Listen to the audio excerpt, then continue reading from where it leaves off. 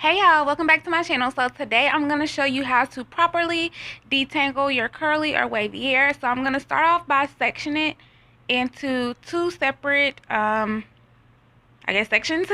And then out of the two separate sections, I'm going to start with the back.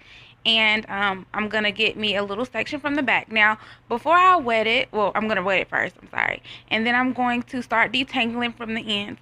Now, anytime you detangle, you want to always start from the ends because that's going to get the tangles out without actually ripping the hair out of the tracks. So wavy hair is a little easier to detangle than curlier hair, but you'll do the exact same thing. Just make sure you always start from the ends. In this bottle that I'm spraying is nothing but water.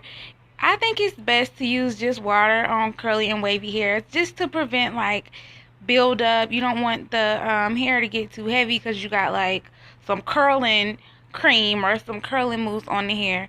But yeah, basically what you do is just spray it with water, start from the ends, detangle it all the way up to the track, and then you'll just let it air dry.